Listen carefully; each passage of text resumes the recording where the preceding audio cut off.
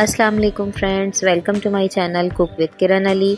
तो फ्रेंड्स, आज जो रेसिपी मैं आपके साथ शेयर करने वाली हूँ वो है हमारी सर्दियों की बहुत ही एक स्पेशल रेसिपी, लस्सी वाला सरसों का साग। विलेज स्टाइल में बनाऊंगी, ऑथेंटिक रेसिपी है, बहुत मज़ा आएगा। आए स्टार्ट करते हैं।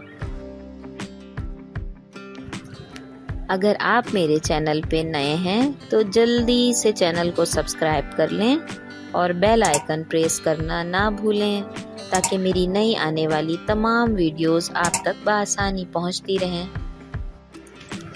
यहाँ हम अपनी सबसे पहले लस्सी तैयार करेंगे। दही मैंने यहाँ पे ले ली है 250 ग्राम। 1 चम्मच नमक ऐड किया है मैंने इसमें। 1 चम्मच कुटी हुई लाल मिर्च ऐड कर रही हूँ। अब इसे हम अच्छी तरह से फेंट लेंगे। ये हम अपनी लस्सी तैयार कर रहे हैं।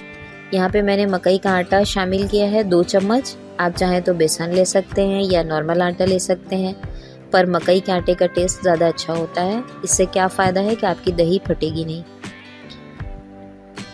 ये देखें, मैंने 2 चम्मच आटा ऐड कर लिया इसमें मकई का। अगर ना हो तो टेंशन ना लें, आप बेसन डाल लें, कोई मसला नहीं है।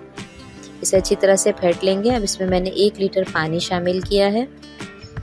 साग बनाना कोई आसान काम नहीं है, एक पूरा दिन लगता है। जब आप स्टार्ट करेंगे तो आपको पता चलेगा कि साग बनाने में कितनी मेहनत लगती है। ये मैं आपको बिल्कुल ऑथेंटिक रेसिपी दे रही हूँ, जिस तरह गांव में बनते हैं साग। इसे हम चलाते रहेंगे मुसलसल उबाल आने तक, ताकि आटा जो हमने डाला था वो नीचे बैठे ना। यहाँ मैंने पालक 2 गड्डी ली है, सरसों 2 गड्डी ली है, 1 गड्डी मैंने मेथी ली है। सबको मैंने बारीक बारीक चॉप कर लिया है, अच्छी तरह से धो लिया है। इसे अच्छी तरह वॉश कर लें। साग को अच्छी तरह से धोना बहुत ज़रूरी है। आप इसे 2-3 दफ़ा साफ़ पानी से धोएं। अब मैं इसमें मज़ीद पानी और ऐड कर रही हूँ। फिर मैं इसे 6 से 7 घंटे के लिए ढककर रखने छोड़ दूँगी। यहाँ पर लोग ये सवाल करते हैं कि साग को इतना लंबा क्यों पकाते हैं, तो इसका जवाब ये है कि सरसों का साग कड़वा होता है। आप इसे पकाएंगे इतना तो इसकी कड़वाहट कम हो जाएगी। ये देखें, मैंने पका लिया है। अब मैंने रख लिया उसे साइड करके। उसे हमने घोटा लगाना है, या तो आप देसी तरीके से लगा लें हाथ से, या ग्लैंड कर लें, यह आपके ऊपर डिपेंड करता है। यहाँ मैंने एक पैन में 1 प्याज काटा है मीडियम। उसमें मैंने आधा कप ऑयल डाला है। मक्खन शामिल कर रही हूँ 1 चम्मच। 2-3 मैंने साबित लाल मिर्च डाली है। लहसुन के जवे मैंने 8 से 10 अदद लिए थे, उसे बारीक चॉप कर लिया है। ज़ीरा मैंने 1 चम्मच डाला है। ये हम अपना तड़का तैयार कर रहे हैं।